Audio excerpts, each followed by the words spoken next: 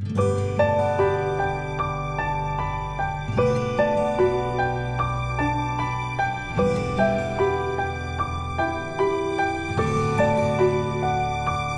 जी बेटा, question number 5 देखो, find the ratio in which the line segment joining A point दिया और B point दिया is divided by the x axis. हमने कल ही बात की थी कि अब वो कहता रेशियो निकालनी है, वो डिवाइड कर रहा है किस पे, एक्स एक्सिस पे।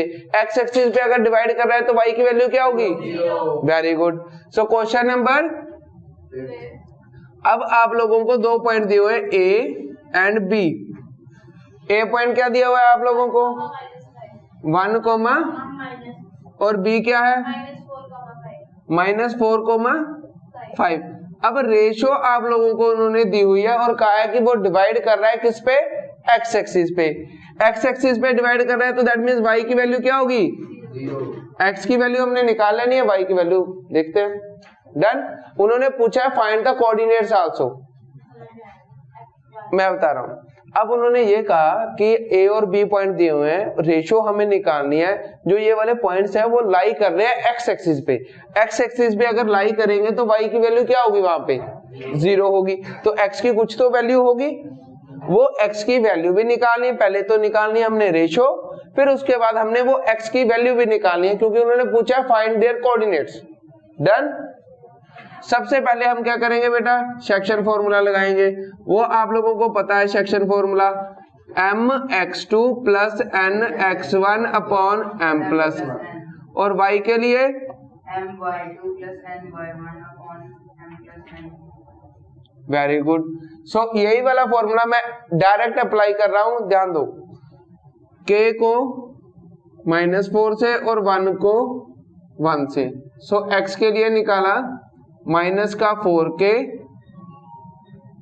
और प्लस का 1 अपॉन k+1, और उसी तरह y के लिए भी निकाला बेटा जी, k को 5 से और 1 को -5 से। अब 5k, k को 5 से किया 5k, 1 को 5 से किया -5 से, माइनस का 5 k+1। x और y के कोऑर्डिनेट्स निकल गए। अब उसके बाद अब मुझे पता है y कोऑर्डिनेट क्या है, 0। इसको इक्वल टू 0 रख ले बेटा, इसको रखेंगे क्योंकि x की तो वैल्यू निकालनी है। तो इसको जैसे ही 0 रखा, 5k - 5 k+1 equal to 0। So k+1 उस तरफ 0 के साथ मल्टीप्लाई होके 0। सो k की वैल्यू क्या आ जाएगी बेटा, 5k - 5 equal to 0, 5k equal to 5 and k equal to 1, divide 5/5 1। So k की वैल्यू क्या आ गई, 1। अब रेशो क्या हुई बेटा जी, वेरी गुड, 1 रेशो। अब रेशो तो निकल गई, अब हमें क्या निकालने हैं, कोऑर्डिनेट्स निकालने हैं। तो y तो हमें 0 ही है, पहले ही पता है। तो x की वैल्यू कहां से निकलेगी, k की वैल्यू क्या पुट करो, 1 पुट कर दो इस पॉइंट में, आंसर मिल जाएगा। सो कोऑर्डिनेट्स क्या आ जाएंगे,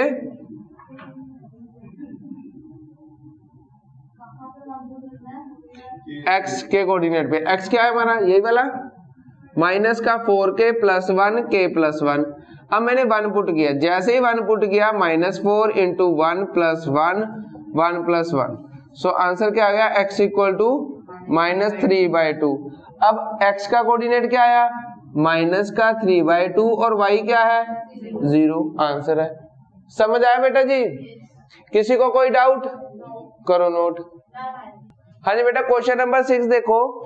इफ पॉइंट दिए हुए हैं आप लोगों को 1 2 2y और x6 और 3 5 are the vertices of the parallelogram. आप लोगों को 4 वर्टिसेस दिए हुए हैं पैरेललोग्राम की, और उन्होंने कहा है बेटा find the value of x and y। ठीक है, तो ध्यान दो, क्वेश्चन नंबर 7 और 6। क्वेश्चन नंबर 6,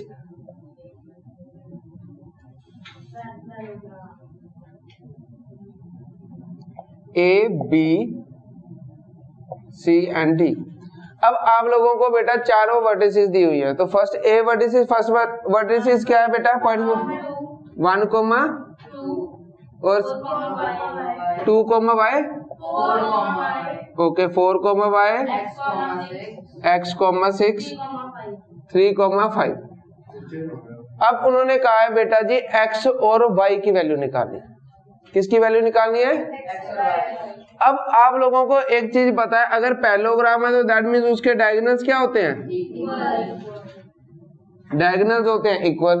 तो अगर डायगोनल्स इक्वल है तो इसका मतलब AC इक्वल होगा किसके? BD के। AC BD के इक्वल होगा। अब AC के पॉइंट्स क्या है? A और C के पॉइंट्स, A के पॉइंट 1,2 एंड C क्या है? 6,6 और B के पॉइंट क्या है?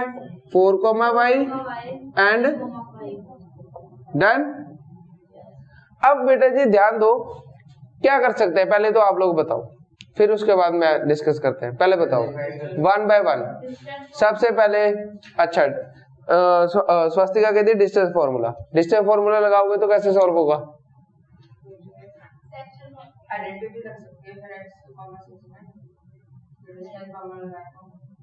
नो और